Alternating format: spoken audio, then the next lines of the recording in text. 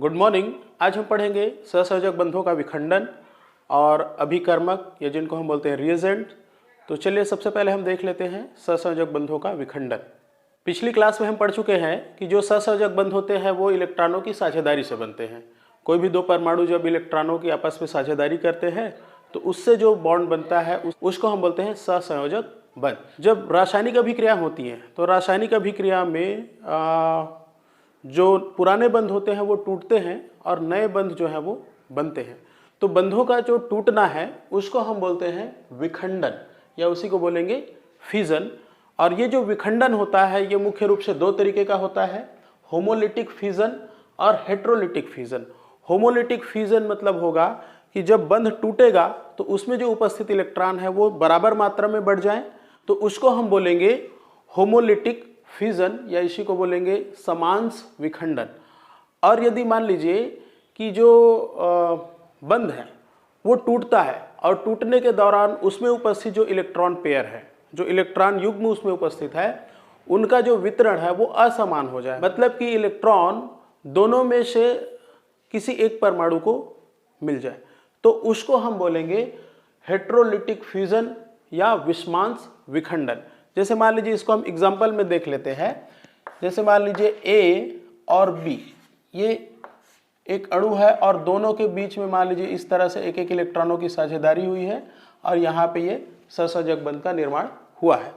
तो अब मान लीजिए जब ये बंध टूटता है, ये बंध मान लीजिए जब टूटता है तब क्या हो कि ये जो इलेक्ट्रॉन ए का है ये इलेक्ट्रॉन आपका बी का है, तो यदि ये इलेक्ट्रॉन ए के पास ही रह जाए और बी का इलेक्ट्रॉन बी के पास रह जाए, मतलब बंटवारा बराबर बराबर हो जाए, तो इसी को हम बोलेंगे होमोलिटिक फ्यूजन या समांश विखंडन। और दूसरी स्थिति क्या हो सकती है, तो दूसरी स्थिति बनेगी, फिर से ले लेते हैं ए और ये आपका बी। अब मान लीजिए फिर से इसमें विखंडन हो रहा है, बॉन्ड टूट रहा है, तो दूसरी स्थिति ये बन सकती है कि ये जो इलेक्ट्रॉन है ये तो बी का ही है और ये जो ए का इलेक्ट्रॉन है ये भी किसके पास चला जाए, बी के पास चला जाए। मतलब दोनों जो इलेक्ट्रॉन थे जिससे साझेदारी हुई थी वो दोनों इलेक्ट्रॉन कहाँ चला गया, किसी एक परमाणु के पास, और दूसरे को क्या है, कुछ भी नहीं मिला है। तो इस तरह से जब असमान वितरण होगा तो उसी को हम बोलेंगे हेट्रोलिटिक या विषमांश विखंडन। जैसे यहाँ पर हम कुछ एग्जाम्पल ले लेते हैं। मान लीजिए हमने ले लिया Cl2, तो Cl2 को यदि बॉन्ड के रूप में लिखें तो कैसा हो जाएगा, ये हो जाएगा Cl सिंगल बॉन्ड Cl, ये क्लोरीन का अणु हो गया। अब ये जो क्लोरीन का अणु है यदि इसका सनलाइट में रिएक्शन होता है,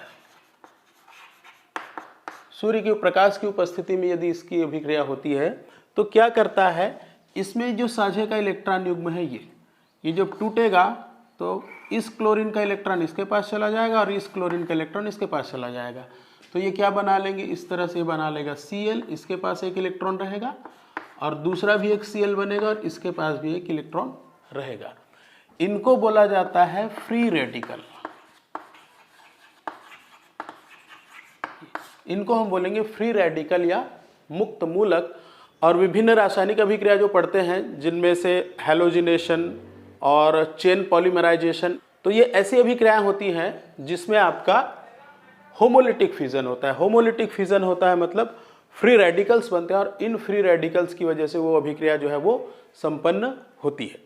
दूसरी तरफ यदि हम हेट्रोलिटिक की बात करें तो हेट्रोलिटिक में जैसे मान लीजिए हमने ले लिया CH3 सिंगल बॉन्ड Cl, ये हो गया आपका मेथिल क्लोराइड।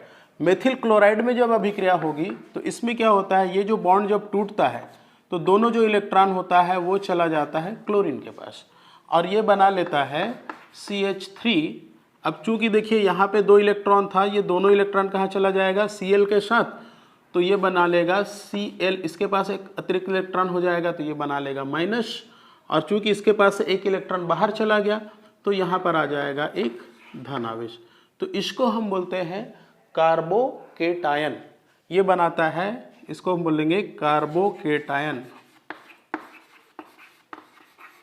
और ये आपका होता है क्लोरोनियम आयन या क्लोरीन आयन जिसको बोलते हैं। तो इस तरह से यहाँ पे कार्बोकेटायन, कार्बोएन आयन, कार्बिन, इस तरह से कई सारे इंटरमीडिएट जो है वो बनते हैं।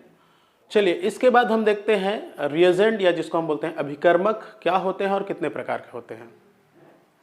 तो जो अभिकर्मक है या जिनको हम बोलते हैं रिएजेंट, तो जो रिएजेंट है उसका सामान्य शब्दों में यदि हम परिभाषा देखें तो वो हो जाता है रिएक्शन कराने वाला एजेंट। सीधा सीधा अपने दिमाग में आप यही चीज रखिए, रिएक्शन कराने वाला जो एजेंट है, जो समूह है, जो अणु है, जो परमाणु है, उसको हम बोलते हैं रिएजेंट या अभिकर्मक। तो ये हो गया सामान्य शब्दों में इसकी परिभाषा। और यदि हमको मान लीजिए एग्जाम में इसका डेफिनेशन लिखना है तो हम इस तरह से लिख सकते हैं कि ऐसे क्रियाशील समूह जो रासायनिक अभिक्रिया के दौरान अभिकारकों पर आक्रमण करके अभिक्रिया को संपन्न कराते हैं उसको हम बोलते हैं रिएजेंट या अभिकर्मक। और ये जो रिएजेंट होते हैं ये मुख्य रूप से 3 तरीके के होते हैं। इसमें पहला होता है इलेक्ट्रोफाइल, न्यूक्लियोफाइल और एम्बीफाइल। तो आइए देख लेते हैं इलेक्ट्रोफाइल्स होते क्या हैं। तो जो इलेक्ट्रोफाइल्स हैं या जिनको हम बोलते हैं इलेक्ट्रोफिलिक रिएजेंट, तो ये जो इलेक्ट्रोफाइल्स होते हैं इनकी जो बंधुता होती है इलेक्ट्रॉन के प्रति बहुत ज़्यादा होती है, या हम कह सकते हैं कि इलेक्ट्रॉन के प्रति ये ज़्यादा आकर्षित होते हैं, इलेक्ट्रॉन के प्रति इनका आकर्षण जो है वो ज़्यादा होता है। नेक्स्ट कहता है कि ये जो इलेक्ट्रोफाइल्स होते हैं ये उनसे क्रिया करते हैं जहाँ पे इलेक्ट्रॉन का घनत्व अधिक है। जहाँ इलेक्ट्रॉन का घनत्व अधिक होगा वहाँ पर ये अभिक्रिया करेंगे, वहाँ पर ये अटैक करेंगे, उनसे जाकर के ये जुड़ेंगे। ये धन विद्युती होते हैं और लुईस अम्ल के समान ये व्यवहार करते हैं। ये होते हैं आपके इलेक्ट्रोफिलिक रिएजेंट या इलेक्ट्रोफाइल्स। अब यदि इसको आप परिभाषा के रूप में लिखना चाहें तो क्या करिए, सभी पॉइंट को एक साथ जोड़ दीजिए। ऐसे अभिकर्मक जो इलेक्ट्रॉन के प्रति अधिक बंधुता रखते हैं और अभिक्रिया के दौरान उससे क्रिया करते हैं, उससे जुड़ते हैं जहां इलेक्ट्रॉन का घनत्व अधिक हो। ये धन विद्युती होते हैं और लुईस अम्ल के समान व्यवहार करते हैं, उसे हम बोलते हैं इलेक्ट्रोफिलिक या रिएजेंट या इलेक्ट्रोफाइल। तो ये जो इलेक्ट्रोफिलिक रिएजेंट होते हैं वो मुख्य रूप से 2 प्रकार के होते हैं। पहले होते हैं धनावेशित आयन और दूसरे होते हैं उदासीन अणु। तो जो धनावेशित आयन होता है जिनमें इस तरह से धनावेश उपस्थित होगा, जैसे एग्जाम्पल के लिए हम ले सकते हैं H+ ion, sodium ion, H3O+ ion और NO2+ आयन। तो ये जो होते हैं जिनमें धन आवेश उपस्थित होता है वो होते हैं आपके धनावेशित इलेक्ट्रोफिलिक रिएजेंट। उसी तरह से कुछ उदासीन अणु भी होते हैं जिन पर किसी तरह का कोई आवेश नहीं होता, फिर भी वो इलेक्ट्रोफाइल की तरह व्यवहार करते हैं। अब इनको आगे फिर हम 3 भागों में बांट देते हैं। इसमें से पहला होता है ऐसे अणु जिनका सेंट्रल एटम, केंद्रीय जो परमाणु होता है उनका अष्टक अपूर्ण होता है, वो भी उदासीन होते हुए भी वो इलेक्ट्रोफाइल की तरह रिएक्ट करते हैं। जैसे एग्जांपल में देख ले AsCl3, BeCl2, ZnCl2, ये ऐसे अणु होते हैं जो इलेक्ट्रोफाइल की तरह व्यवहार करते हैं। दूसरे होते हैं कि ऐसे अणु जिनका सेंट्रल एटम तो पूर्ण होता है किंतु उसमें रिक्त d ऑर्बिटल होते हैं, ये भी आपके इलेक्ट्रोफाइल की तरह व्यवहार करेंगे। जैसे PCl5 हो गया, SF6 हो गया, SnCl4, ये ऐसे अणु होते हैं। और नेक्स्ट होता है ऐसे अणु जिसके सेंट्रल एटम से 2 या 2 से अधिक ऋण विद्युतीय तत्व जुड़े होते हैं, वो भी इलेक्ट्रोफाइल की तरह व्यवहार करते हैं। जैसे CO2, SO2, BX3, ये ऐसे अणु होते हैं जो उदासीन होकर भी कैसा होता है, इस तरह से इलेक्ट्रोफाइल की तरह व्यवहार करता है। नेक्स्ट है न्यूक्लियोफाइल या जिनको बोलते हैं न्यूक्लियोफिलिक रिएजेंट। तो ये जो न्यूक्लियोफिलिक रिएजेंट होते हैं ये धन आवेश या नाभिक के प्रति बंधुता दर्शाते हैं, ये उनकी ओर ज़्यादा आकर्षित होते हैं। दूसरा होता है कि ये जो न्यूक्लियोफाइल्स होते हैं उससे क्रिया करते हैं जहां इलेक्ट्रॉन का घनत्व कम होता है। इलेक्ट्रोफाइल जो होते हैं वहां अटैक करेंगे, वहां क्रिया करेंगे, वहां जाके जुड़ते हैं जहां इलेक्ट्रॉन घनत्व अधिक होता है। लेकिन न्यूक्लियोफाइल क्या होता है, जस्ट उल्टा होता है। न्यूक्लियोफाइल जो होता है वहां अटैक करेगा जहां इलेक्ट्रॉन का घनत्व कम होगा या फिर नाभिक पर अटैक करेगा। साथ ही ये होते हैं ऋण विद्युतीय होते हैं, इनका जो नेचर होता है वो इलेक्ट्रोनिगेटिव नेचर के होते हैं और ये लुईस क्षार के समान काम करते हैं। लुईस क्षार के समान मतलब ये लोन पेयर डोनेट करने वाले होते हैं। इनको बोलते हैं न्यूक्लियोफिलिक रिएजेंट या न्यूक्लियोफाइल, या इनको बोलते हैं नाभिक स्नेही अभिकर्मक। ये जो होते हैं मुख्य रूप से 2 प्रकार के होते हैं, ऋणावेशित आयन और उदासीन अणु। तो जो ऋणावेशित आयन्स होते हैं उनमें अतिरिक्त इलेक्ट्रॉन होता है और अतिरिक्त इलेक्ट्रॉन होने की वजह से उनमें इस तरह से ऋणावेश उपस्थित होता है और ये सारे के सारे क्या होंगे आपके न्यूक्लियोफाइल, मतलब नाभिक स्नेही अभिकर्मक।